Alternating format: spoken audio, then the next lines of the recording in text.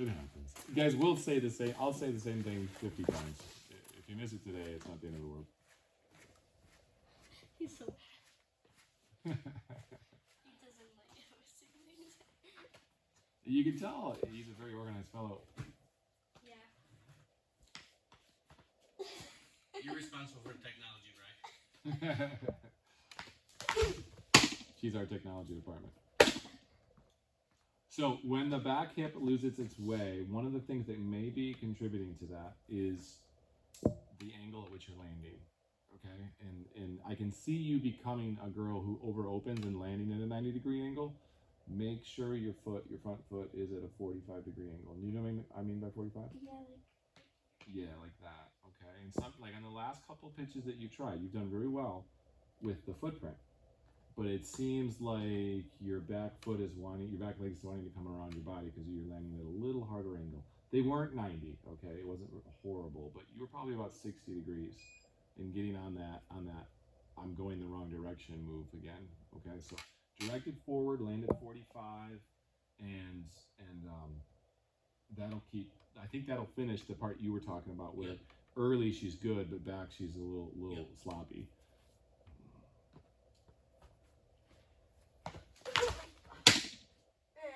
I know. Yeah, there you go. You got it.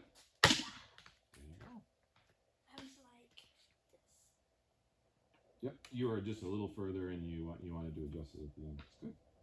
I like it.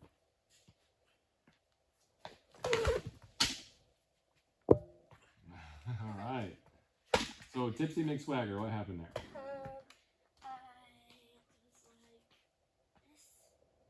Where was your head relative to your body when you threw that last pitch? It was over there. And when your head is over there, it takes your body's mass, your body's weight, and makes you feel like you ended up on your toes. So when you threw that last pitch on, you landed, right? And your head was out here, and so your body weight started going like this. So where should our body weight be? Right over the middle, right over, right? Our head should stay between our shoulders or in between our butt cheeks. All right? I've spent the last 20 years with my head between my butt cheeks. There you go. That's true. That one I was like this, and then I a little forward. Yep, and you had to adjust it. That's intelligence. So what Riley's innately good at, and this is what I usually see with her mesomorph type, her body type, is that she has a high level of body awareness. She's actually, and meaning that you know when your body's out of place. There's a lot of girls that made that move that don't realize they were leaning forward. They just can't sense it. All right, and they're usually of a much lengthier, taller body type. And so, as a mesomorph, the one thing, by the way, that's a type of body. The thing that I ask from you, Andy, and the thing that I'll do a lot with you is that rather than tell her what she did wrong, ask her.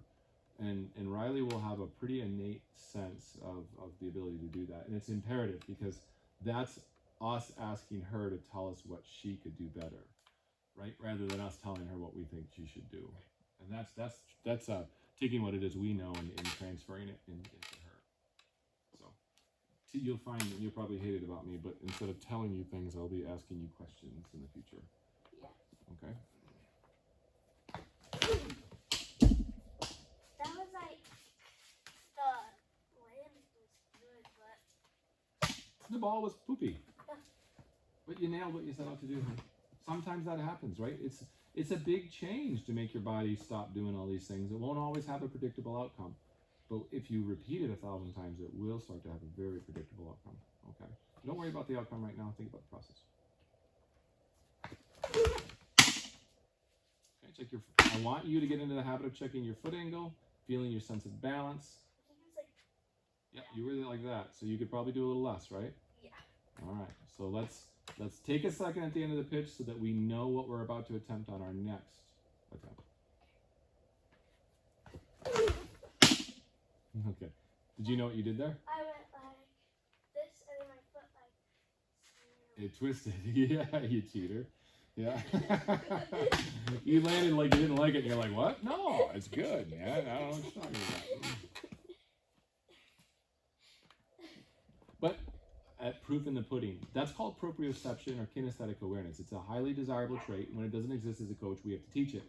The beautiful thing is knowing that I don't have to teach it. Riley's brain knew her foot was out of position, so it rapidly tried to fix it before she could see it or we could see it. That's huge, man. These things are visible, and not many people will pick up on the fact that she has that body awareness, and it's important that she utilizes it.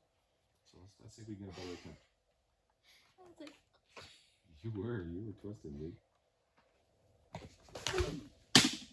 Great job with your foot angle. You landed beautifully. A little outside your body. I know you felt that, right? Yeah, I was like, I felt a little like that. Okay.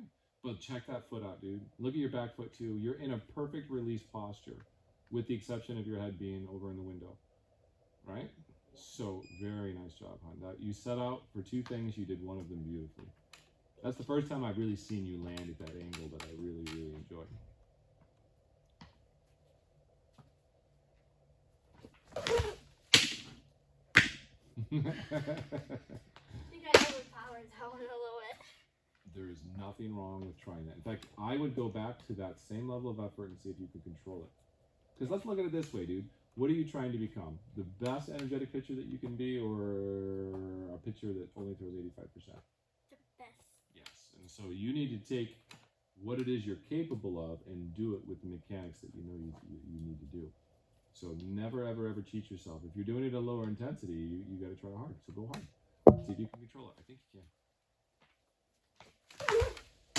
can. Good. Yeah. Oh, my foot. We don't really master something until we can do it at the biggest amount of energy that we have.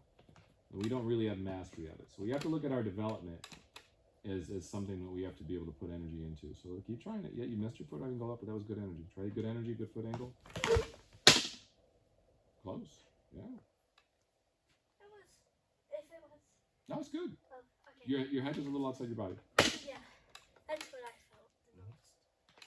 When you land, right, what part of your foot lands first? What part of your right foot lands first? Tippy toe. The tippy toe, and then what's the next part? The heel. The midfoot, and Oh, then the the heel. Believe it or not, on that pitch, for just a split second, your heel came down and you came right back up on it. Okay, and so our foot pattern when we land, because we're talking about a single footprint, this is a good conversation. When we land, we need to know that it's toe, inside a big toe, midfoot, heel. And it really, this is the preferred pattern. In fact, if you really want to know what kinesiologists can tell you as a preferred pattern is toe, midfoot, heel, evert. So it's, okay? Now, by getting into our heel, that actually stops our body immediately. If I never get into my heel, then my body is unstable, okay? But the moment I get into my heel, everything stabilizes. Everything stops suddenly, and it creates a chain reaction, and everything explodes. And that's what we're looking for. We're looking for a chain reaction of stopping. It's just like a car. If when a brake's on, the whole vehicle at once stops with the brakes. It's not really the same with the human body because we got joints and a whole bunch of body parts all over the place. So we need to stop our heel. So what I'm looking for when I watch your single footprint and your landing, so I'm looking for a good angle, but I'm also looking for a toe to heel transfer. Okay? Just like if you and I were working on hitting, I'd be looking for a toe to heel transfer. Okay, because that's the wedge that powers our backside. Make sense? Okay.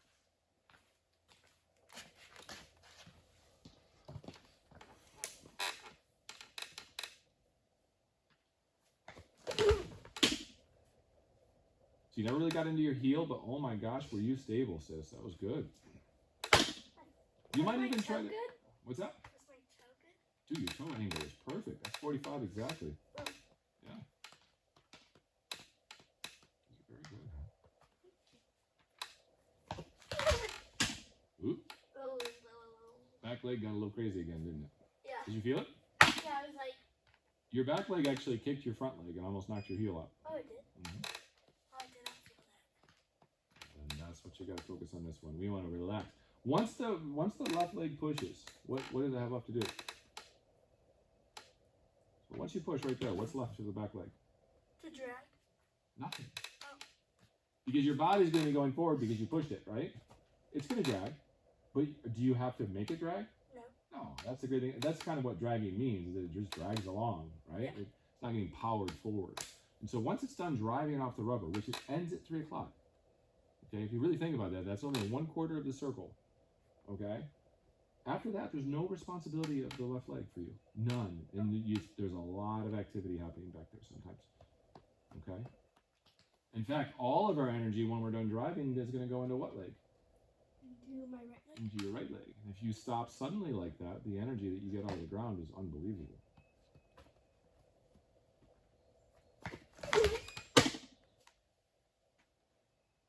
All right, it's amazing how, I don't know, I'm having a good day with you today because I really feel that I've chosen the right things to task you with because you have exceptional body control. I honestly thought you wouldn't be able to shut down your back leg. That was what was in my notes, is I thought this would be the hard point for her, and you're killing it, dude. Thank you. Makes me feel good. This really sets up, the stability that she's getting now sets up the foundation of everything that we have to build, and so it's actually kind of exciting. Never got to your heel. Yeah. If you and I were at the beach together, right? The three of us went to the beach and we looked down on the sand after this pitch. What should it look like? What should your footprint look like? Footprint should be like this. Oh, you land, you get out of that footprint. We look at the impression that you left in the sand. What is the deepest part of that footprint? Should be the heel, and yours was the toe by a country mile. In fact, you could barely even see your heel print on that one, and your toe was about 3 inches in the sand. Okay, so let's see if we can get our energy toe to heel. Okay, even if that means curling your toes up at the end of the pitch, you might even fall back this way a little bit. Be willing to walk on the other side for adjustment, right? I feel like Your heel got down, but that was happening when your dad was doing what? when he was Catching the ball. It was a little late. Okay, it needs to happen while you're letting go. Woo, there was a good stable footprint. That was midfoot all the way. So that was good stability. She didn't get deep into her heel, but she got really into her midfoot nicely. I noticed a difference in the velocity. It's poppier. What's velocity? Speed. Oh. By the way, you need to know what velocity is. So put your notebook, you got it? All right. Write this down. I thought we wrote this down last time. Velocity is a fancy word for what other word? Speed. Speed. So make sure you write that down. Velocity? And the cool thing is velocity is a recipe. We actually know the ingredients that make up velocity. How do you It's spell velocity? VELOCITY. Velocity. Fancy word? Oh, is it a fancy word for speed? No, velocity is a technical word for speed. Yeah, that's the scientific word for speed. Speed is kind of like what we people in the woods call it. But scientists will call it velocity.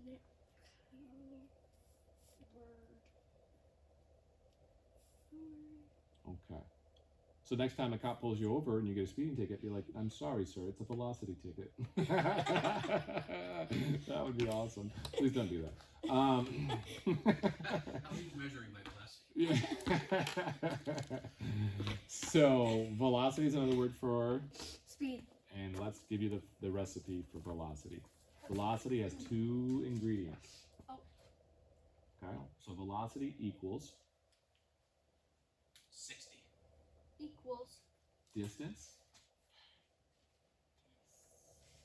distance divided by divided by time.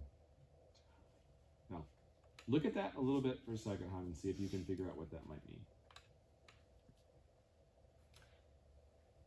like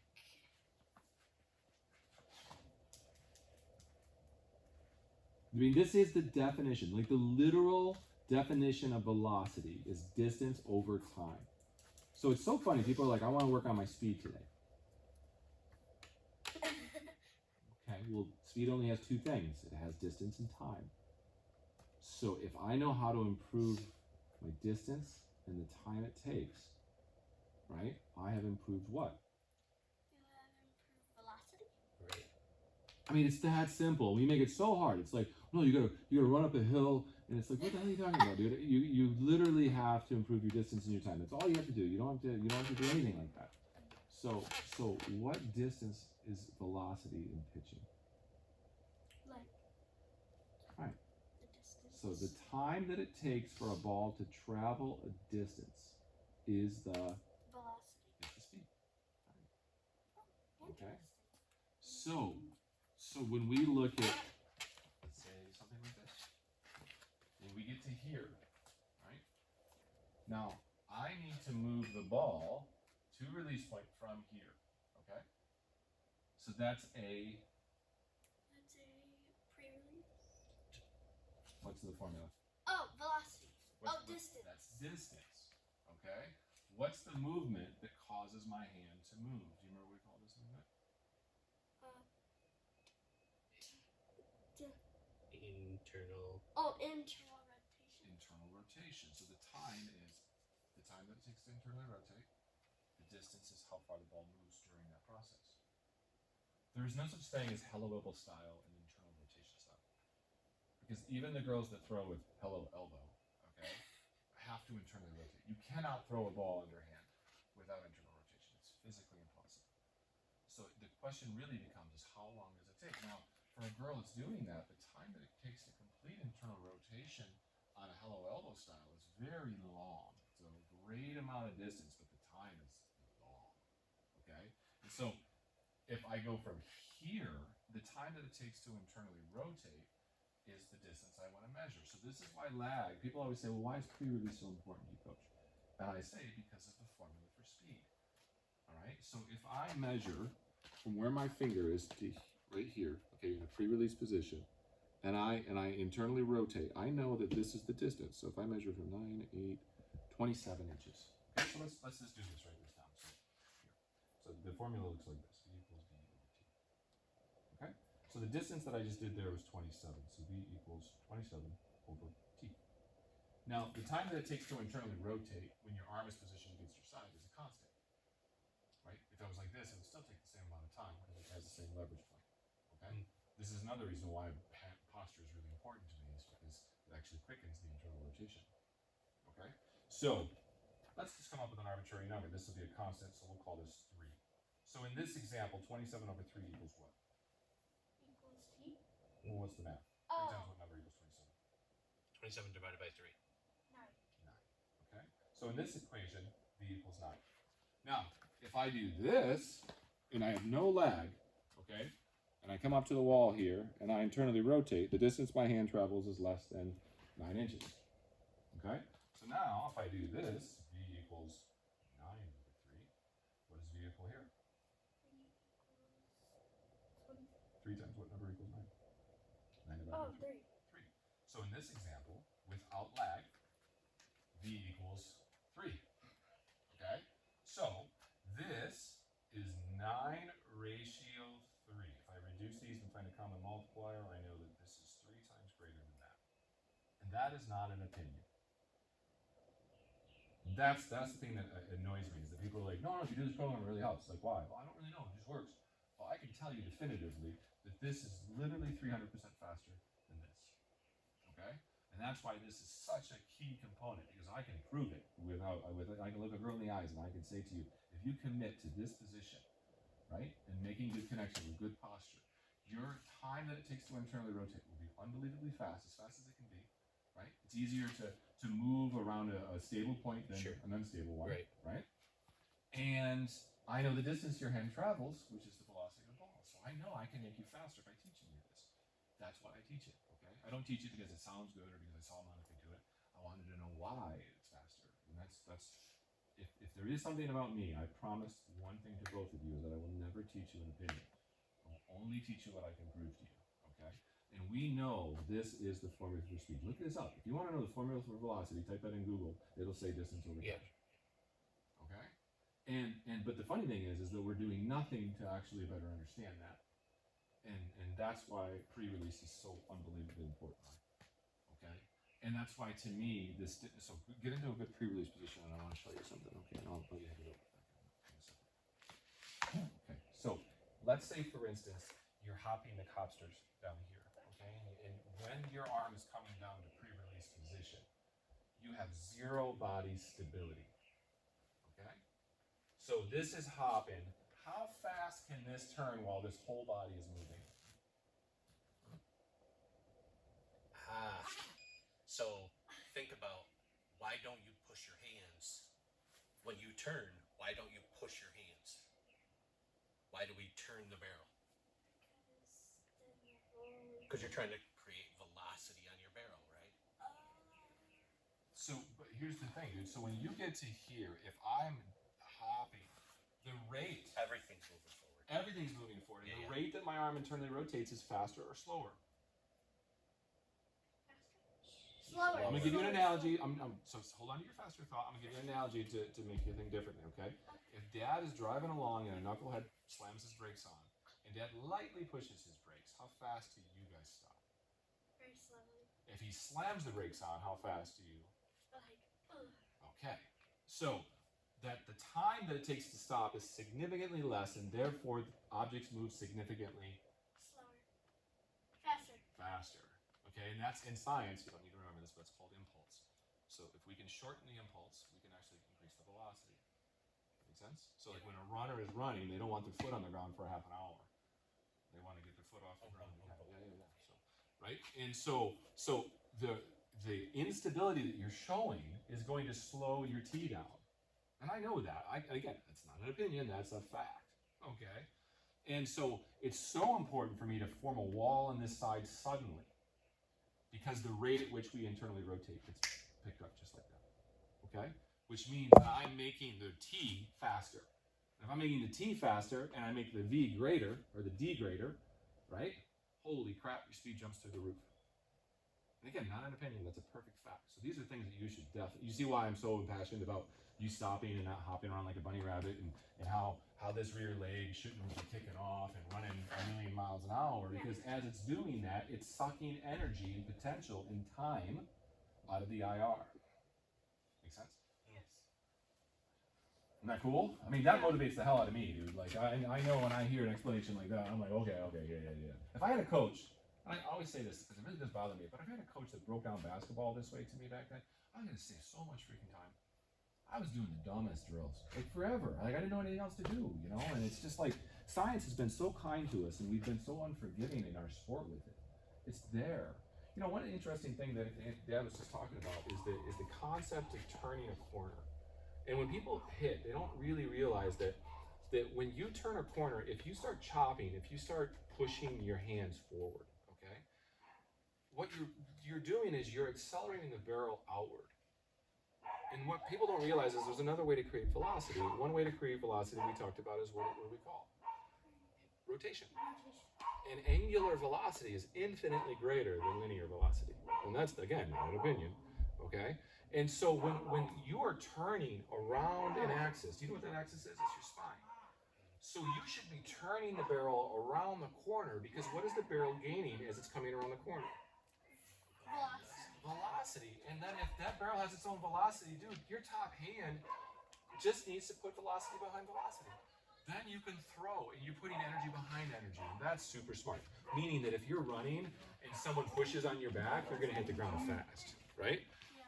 Does that make sense? And so like, it's so transferable in every aspect of the game. And it's so funny how we avoid it for the sake of holding on to some ridiculous cue like switch a bug or. So, like, really the measurable is getting to that. To a stable point. It's that you don't. So if she's rotating her shoulder, if she's leaning, that any torso movement when she gets to pre-release is sucking time out of you. I got you. That makes sense. So stability is imagine as a hitter too, Andrew, is like, you know, being like a bobblehead. Like if your body is a hot mess and you're not stable, Right. forget your ability to put the center of the bat. It's humanly impossible. So anyway, I don't know. I'm sorry, I get very impassioned with the science into this, but Yeah, no, I get it. You know, I don't do science in school. well, I promise you when you do, you're gonna be right up on snuff on it. Okay? I'll get you there. I'm not worried about that. They stopped doing science. Did they really?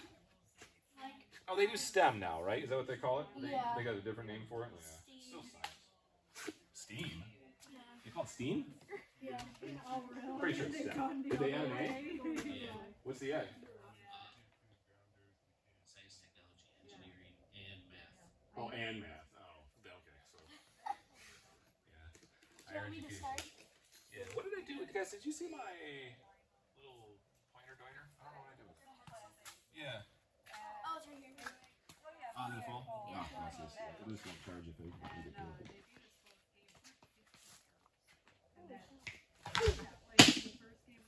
So you see why I want that heel down? Because the heel is the part of your foot that connects to what? Your leg. And your leg is what connects to your torso. And I need your torso to stop so your IR can be faster. So if you never get your heel down, you never slow your leg down. It's like softly pressing the brakes rather than firmly setting them.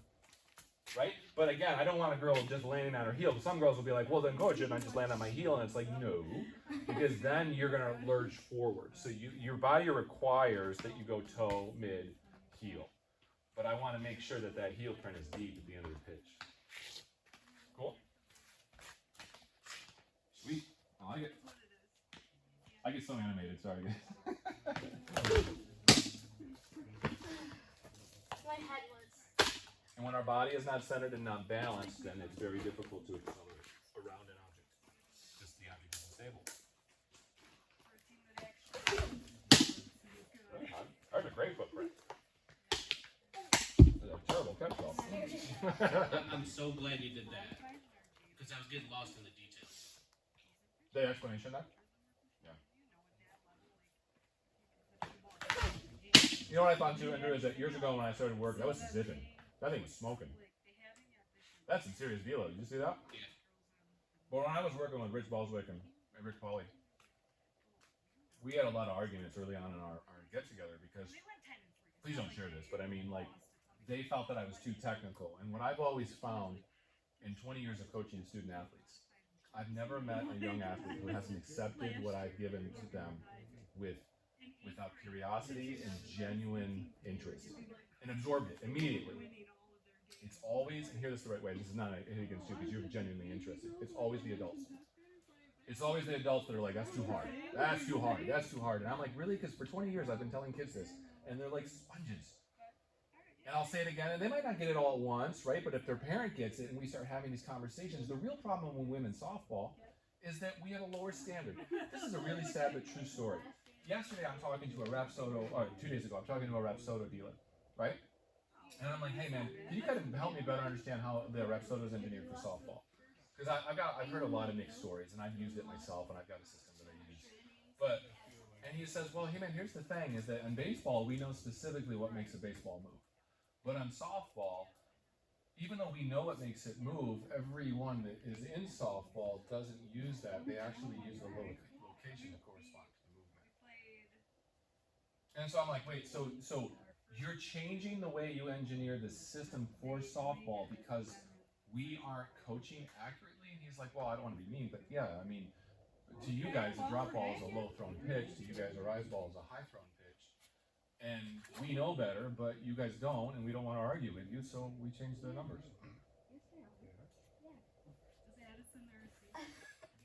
Scary. They used to do that. They used to do that for hitting. Hitting's kind of changing. It's getting better too. Yeah. There's a couple of really neat devices out there that are starting to come out. But again, how do we use that information, right? And how variable is it? Here's another interesting one. So I'm talking to Alan Nathan, the physicist, the doctor of baseball. Okay, really the penultimate dude on spin. Written more papers than anyone ever. If anyone has a question on spin, just always ask Dr. Nathan. So we'd Skype him regularly when we were doing our Discover meetings. And I was like, and so I called Alan one day. Funny, he had a post-it note, a yellow post-it note over his camera. He's one of those like conspiracy guys, you know. And I'm like, Alan, I can't see it. He's like, oh, sorry, yeah. And he looks like this, but anyway. Yeah. So, dude, if you're doing something wrong, I guess put the post-it note there. But anywho, so you know, I'm like, hey, Alan, help me better understand how TrackMan and Rapsodo and how all of these systems are actually gathering their data and how they're arriving at this. I don't know if you guys knew this, but Rapsodo does not actually track the spin rate of the ball, despite publishing the data. It doesn't actually track, it tracks the velocity and it tracks the position of the ball, nothing more.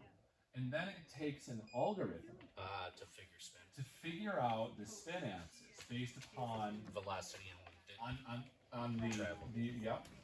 No, there's a serious problem here. Because then if you don't know that formula, so I'm like, Alan, dude, tell me about this formula. And he goes, well, I helped engineer it, so I'll give you the formula. So he gave it to me, and I'm studying it. And dude, I'm although I was decent at math, it was more on the science side that I was really, so I knew it. When I got to the bottom of it, the highest point of calibration for determining the spin axis and the rev rates is based upon girls that throw rise balls at 35 revolutions per second. That is the ceiling. I have girls in Buffalo right now hitting 57 revs per second. So the formula that Rapsodo is using to actually show the axis and the efficiency is based upon a formula that isn't even applicable. right. Now, again, it's not their fault because to women sports, women in sports, a rise ball is just a bullet thrown high. And if that's the case, you'll never exceed 35 reps per second. And it's an accurate formula. But if you're throwing actual backspin, you get your fingers underneath it, you got unbelievable torque underneath the ball, your rev rate's going to be through the ceiling. And that formula is absolutely useless. Crazy, right? But I mean, this is the challenge of women's sports. We look at a girl and we go, oh, hey, you're not as good as a boy, so therefore we don't give you the information. And I had a daughter who really struggled with that in the sport. I hated watching the boys sliding at the age of 8 and the girls wearing dresses and chasing butterflies. Drove me freaking nuts, okay? And so my whole mission my entire life has been to create equality in women's sports for men.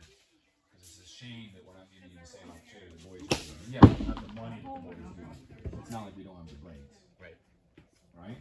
And so we're going to bust through all those together, sis. And stick with me and I'll get you there. But we're going to have to unconventionally break some rules that we probably live our lives by for a while. For the sake of, you know what I mean? Like we're going to step outside the box a little bit. No doubt.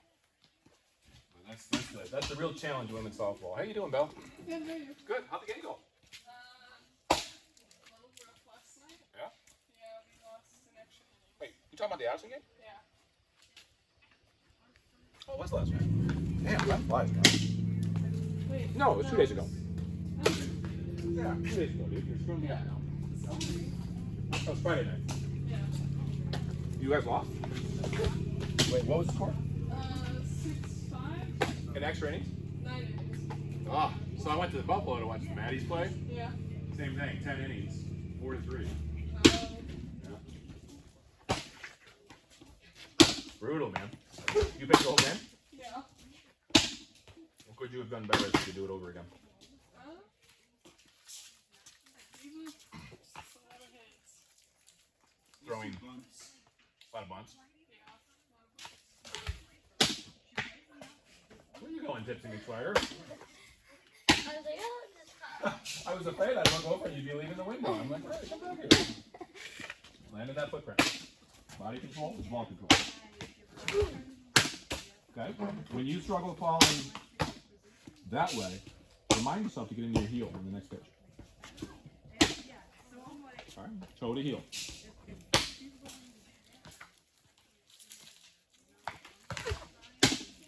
Nice job, man. Good stability. Well, she had one throw a little bit ago. It was before we had that explanation, man. That thing was fire. I wish I had a gun on that. That was probably the fastest I've seen it throw. Okay, did you ever get to your heel? no. Yeah, we go. Like, I was like, You were up on your toes, sort of leaning, holding it, right? Did you have body control? No, you were out of control, and because your body was out of control, where was the pitch? hi. Out of control. Oh, Now, you can get pretty good at being pretty bad, right? yeah. So, just because you have body control doesn't automatically mean control, doesn't mean you automatically put the ball where you want it. But if you repeat that for a couple of weeks, you'll start to notice a real serious correlation. And that's what I get excited about.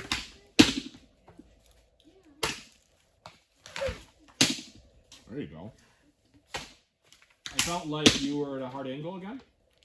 So what are the 3 things we talked about today that we're really going to focus on? Good 45?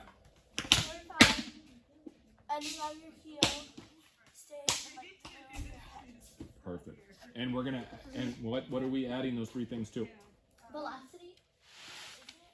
Isn't it? Left hip control. Oh, left hip control. You're gonna keep that alive. You gotta promise me you're gonna keep that alive, okay? I take great notes. I have a really good memory, but I hate backtracking.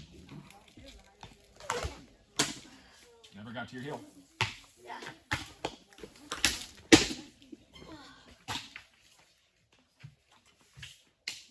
Good, Belle. I'm sorry. I'm eating Slim Jim. I'm gonna be breathing nasty all over you, dude. Sorry.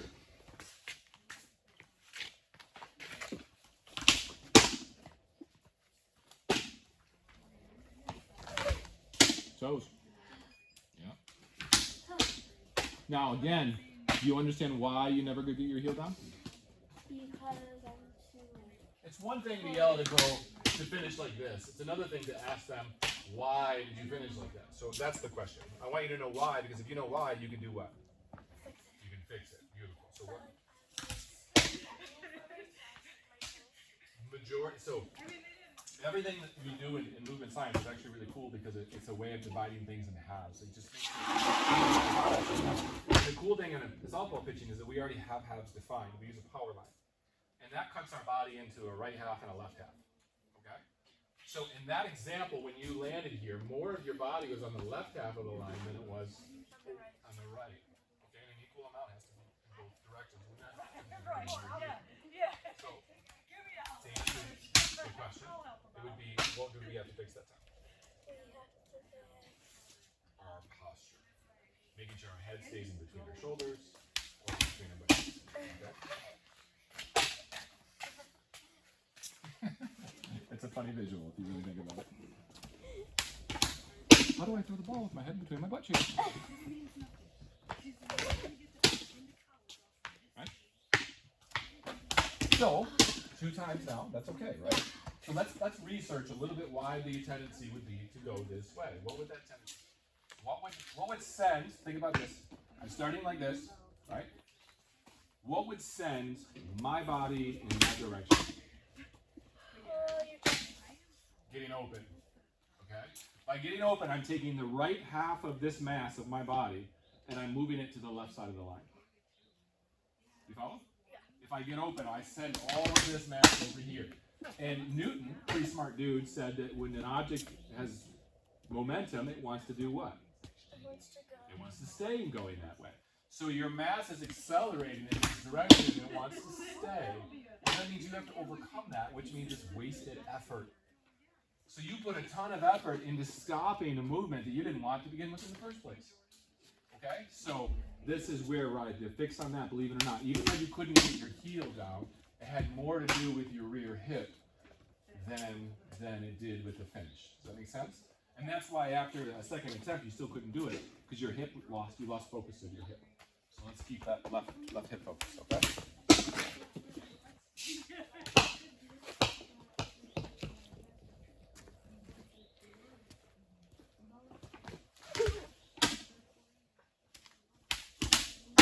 Beautiful poise. At the end of that pitch, if I asked you to go forward, you could. If I asked you to go backwards, you could. If I asked you to go left, you could. Right, you could. Agility is a definition of the ability to change direction at any time. And we need to encourage our pitchers to land in a position where they can change direction at any time, because they may need to do that. Right? So that was beautiful finish, right? Gorgeous. Bella, you're not rocking the farmer can yet, dude. What's up with that, man? I don't know. Damn, I'm jealous. I'm Casper the Ghost over here. White pasty coach. I got burns. Look at Andy, dude. He's like in Jamaica all week or something. Yeah, it's like, what the hell? I'm so jealous of you guys. Damn. Me? You still have better skin complexion than I do. Well, I was in Costa Rica. So. Excuses. Okay, that's a good one. You got me there. All right. Actually, for like the first time ever, I wore sunscreen and I got burned. Really? I never wear sunscreen. I usually don't burn. Oh, I actually wore sunscreen and I still burn. Yeah, I guarantee you, I will. I always have my one blister at the beginning of the year. So that's the rear hip. And it's crazy, hon, because like think about the work that you had been doing with your rear leg. A lot of it has been behind you, right? And what you might not realize is that when you stop with your left hip, and this is what I think I lightly tried to communicate, but I knew I couldn't do it over text. When you started to control her hip in that outdoor video that you sent me, you could see her upper was all forward now, and I'm like, whoa! I normally see rise upper all rearward, and that's Newton's law. If you spent all your time opening and burying your hip behind you, your leg would continue in that direction, right?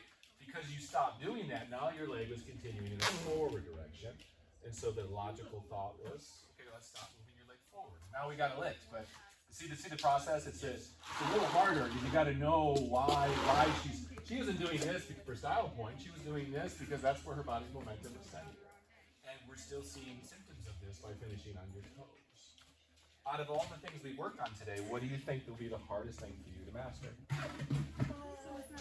Going on my heel. I would agree. And right there, sis, right there is exactly where you probably should proportionately structure your week. Make sense? So I know my heel is going to be, so I'm going to go 60% heel, right? And I'll go 40% zone stacking, right? They're also interrelated. It doesn't matter. Check out your foot. So even though you stop sideways.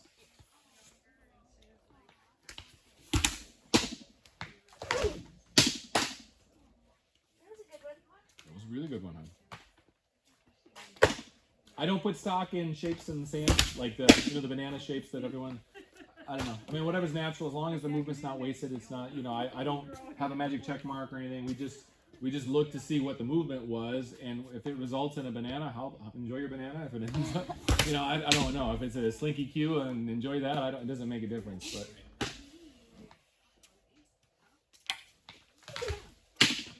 yeah, that was rear hip, hon. I tell you this, if you focus on your left hip staying visible, you really, really work on that, you're going to have a hard time screwing up your posture at the end of the pitch.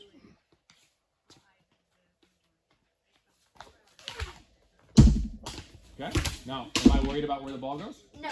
No. I'm worried about where your body goes, because when we can make that repeatable, we can make where the ball goes repeatable. Right? This is the answer to that chicken egg limerick. That was great position. That was a nice stick. If I use the stupid expression, stick the landing, do you understand what I mean now? Yep. I want your foot to stick to the ground. I don't want you hopping around like hopping with bunny. Okay? Did you feel how your foot was going behind you? Yeah.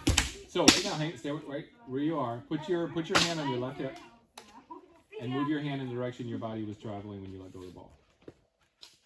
Yeah. Exactly. Should it be doing that? No, I didn't. I felt like I was like, oh. Your foot was kicking behind you. Beautiful. And that's what I was trying to illustrate to you, honey. Nice job. See? It's not that they can't understand it. It's just that we don't. Right? I mean, that's so true. I remember arguing with Bill Hillhouse to the point where he was starting to get almost like to punches kind of arguing in a bar about dumbing down instruction. I'm like, no, dude, I can't do it, man. I'm sorry, I never will. Like, you need to dumb it down. And I'm like, so I can talk to idiots?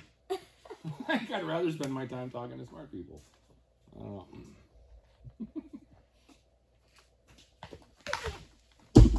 Back foot started to kick behind you? Yeah. Which means your hip got lost out of the way. All right, sis. So you got a long work week this week, right? You got a lot of things that you got to really focus on. And this is where I'd like to see. I've intentionally overloaded you guys. I mean, we did one real good focus. You guys killed it, by the way. Thank you so much. I'm giving you 3 things here. They're all interrelated, and what you need to do is figure them all out. They're all also based on progressing off of where you were on this hip. Okay?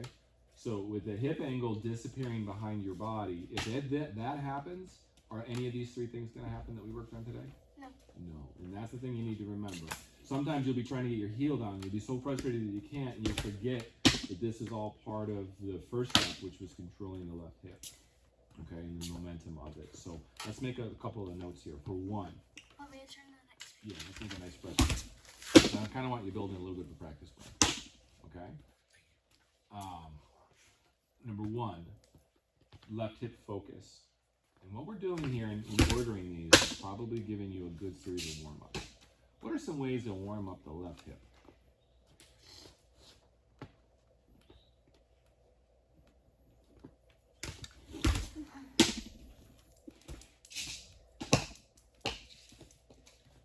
We could.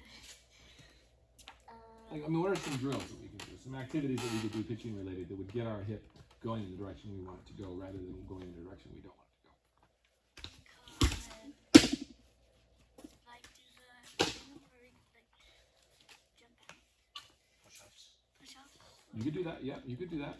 I want your hip moving in general, so I don't know about static positions. Yes, sir. Did we do California walk-ins? No. Okay. Let me show you what a California walk-in is. You ever been to California? No. You been to Venice Beach? I have. She has. Pretty lax lifestyle, right? Not necessarily the most hyped up people. Pretty much where all the hippies ended up after Woodstock. Okay?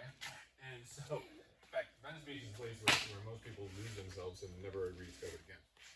So, it's so true. it's like, hey, failure? Yeah, come to Venice Beach.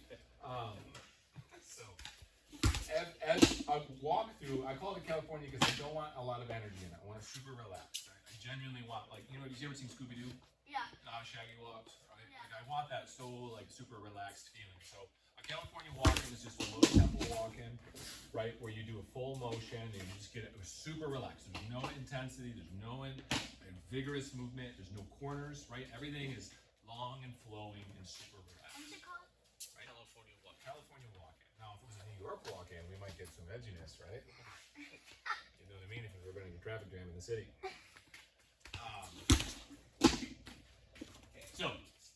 So California walk-in would be really good. And I have zombie walk-ins too, and a zombie walk-in is really a California walk-in where you start in the three-quarter position with your arms offset, your hip vision, right, the three-quarter checkpoint. Yep. You let your arm fall, swing, right, and you keep the one zombie arm up. Fastball. It's important to me because that creates stability on this center line.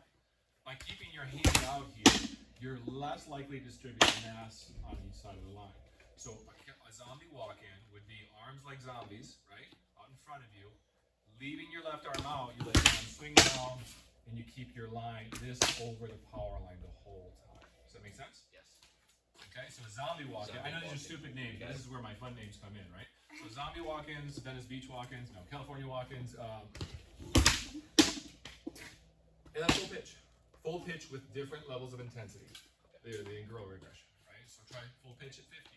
So maybe what you'll do, hon, is you'll start with a zombie walk-in, because zombie walk-in will set the body under control. So number one, zombies. So do 5 zombies. Oh, okay. Yep. Again, this is a running checklist. You can write it 50 times if you have to. Okay. So zombie walk-ins. Maybe 5 or 10, right? Can you show what a zombie walk-in would look like? What you've got out of all that? Wait. So both arms out. Oh. Right? Yep. Beautiful. Right? See how you're a little off balance there? No, that's why a zombie walk. She had a problem with distributing her weight. Leaving your hand over the power line, keep it centered over the power line so that half of your right side of your body and half of your left side on both sides of the line. That was really nice. Loose, good, good. Now, another one I'm going to add. I'm going to add one more because it's important. I don't want you to get carried away with it. It's zombie walk-in with 3 brushes. Okay. One of the other things that's a booger about momentum is that when you start moving any part of your body, doesn't matter how big or small it is, out of plane, it can really change the direction your body's going. So check this out, right? Sometimes when I give a zombie walk-in, what girls will do is this. What's wrong with that? No rhythm. There's no rhythm. That's partially good. Really bad thing. What else? She's No doing problem. too many steps. My arm is all over the place, okay? And I need the momentum of my body, like we talked about with the hip, as well as the arms, to be driven on a line of force, a directed force, right? The direction of movement is actually probably one of the foundations of all movement principles. When you misdirect your energy, you can't have success no matter what you do. If your goal is directed energy. Our goal is directed energy. We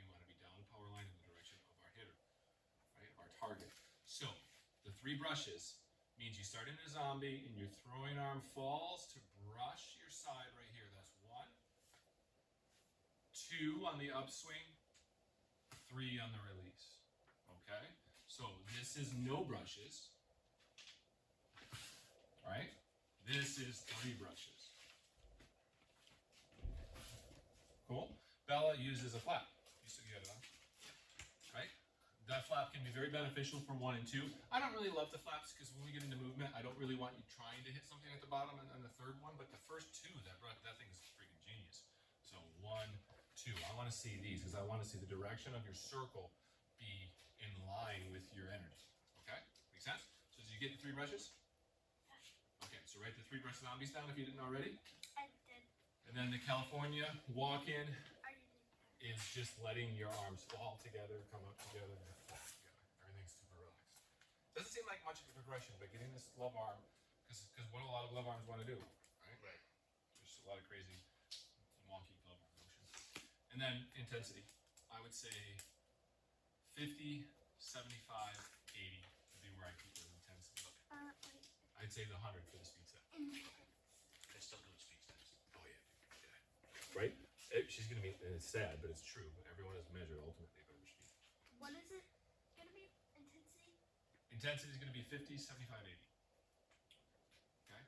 And I say that because it seems like whenever I ask a female athlete or a male athlete that's a coaching capacity to turn my stereo up, they like, or turn it down a little bit, like they go all the way to 10. Like they don't have the ability to adjust. So what you need to do is in charting your speeds, your overall speeds, what does 50% intensity actually translate to? 50% of your average what? Average loss.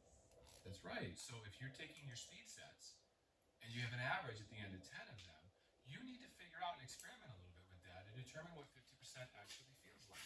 It's a lot slower than you think. It is a lot. If you throw on average 50 miles an hour, a 25-mile-an-hour pitch is really freaking slow. That's why I don't go below 50% intensity regression because I don't think you can accurately. Right? You know, I think you're stiff as a board at that point. So, and then I want the measurement. So when someone says, "Hey, I did it at intensity regression," my first question is always, "What speed?" Right? You said it's 50%, so you're telling me it's a 60-mile-an-hour pitcher. You were practicing at 30 miles an hour. I don't know. Well, then how do you know it was a 50% regression? It wasn't. It was probably like 80%. Again, we're cracking my stereo again. Okay. So when you say you're doing, you're gonna have some discovery period here where you're figuring out what it feels like. Ryan needs to know that because at a certain level of energy, Andrew, like this is where we're gonna have difficulties. She'll have difficulties learning. Is at a certain level of energy, we lose the ability to sense. Right? Energy and awareness are really, really related. Okay, and so they kind of look like this. Right? So if I have effort here, and effort's going up, right? And I have awareness going up here. All right? As my effort goes up, it's high, right? My awareness goes down. All right? And so it's really important to know what these translate into as a feeling because she'll be able to make unbelievable adjustments here. And she'll start to really struggle with them here. And the worst part is that most people try to do all their adjustments here and they should know what that feels like. Okay? Most Feldenkrais, the movement specialists I trained under for years, would take a ball, right? Whether it wasn't a softball, but it would just be because it wasn't a softball coach. He would take a ball and I translated it into a softball. He asked the athlete to close their eyes. Close your eyes. If a fly were to land on that right now, would you know that? No. Okay. If a bird were to land on that, would you know? No. Okay. It's interesting. You were one of the first people that's answered it this way. Now, if I take this ball out and I fill it with lead, okay, and I put it in your hand, and it's 50 pounds now, and so you're like, oh, you're gonna hold it out here, right? Yes. Now, if the fly lands on there, can you feel it for sure? Yes. No, you Oh can't, no. because you're applying all that energy and all that effort. All right. The application of effort eliminates the ability to sense. Okay. And what we're trying to adjust is sensory movement, awareness. And she's really good at it. And so I really want to make this a sticking point. I want you guys to figure out what those feel like and have her ability to reproduce it. Meaning, you guys might have to make one session just about the discovery of what those are. Right? Okay, well, 50%, that's 25 miles an hour. All right, well, if that's 25 miles an hour, can you give me a 25-mile-an-hour pitch 3 times in a row? And if she can repeat that, then you're gonna have a lot of success. Because then when she screws something up, like with her hip or something, you can say, hey, right, let's go 50%, right? She'll tell me a 25-mile-an-hour pitch. Make sense? And now because most people will just zip right by this, be like, yeah, no, I'll just do a little bit more, I'll do a little less. No, we really want to know what it is. As you apply effort, you lose awareness. And when you lose awareness, you might as well turn the lights off and pitch in the dark. Okay? You're not working anything over here. Right? This is where we hope to get you, right? Is monster awareness with a ton of effort. We hope to have you way up here, but this is what we're working towards, and this is unfortunately where most people start their work. They start with way too much effort and zero awareness. So be willing to sacrifice your speed, okay? And build progressions. So this is really all you need. This is actually 6 different progressions, okay? And you've got your focus. You've got your left hip, right? You've got your foot angle. Make sense? You know what I mean by foot angle? The 45. The 45. You've got your footprint. The toe, mid, and an ankle. Beautiful. I mean, Yep. heel. Yep, toe. Yeah, you're right. Toe, mid to heel. That's the transfer. Beautiful. And then what else you have? I also have. Head between butt cheeks. I'm gonna let you like that. I'm gonna lay head between shoulders. Okay.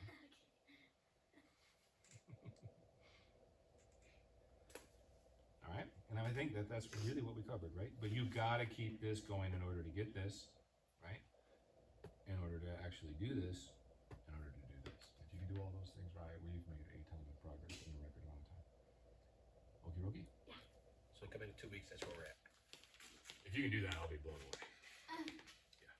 But you guys, don't be afraid too to make one system, one whole practice about discovery, rather than advancement, right? It's only when we truly discover ourselves can we actually explore.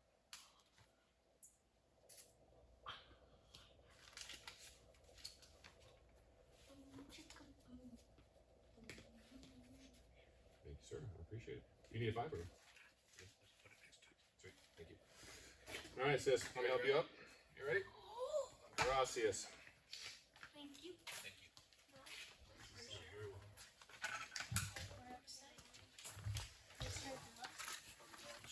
How you doing? All right. Yeah, I'm so freaking excited.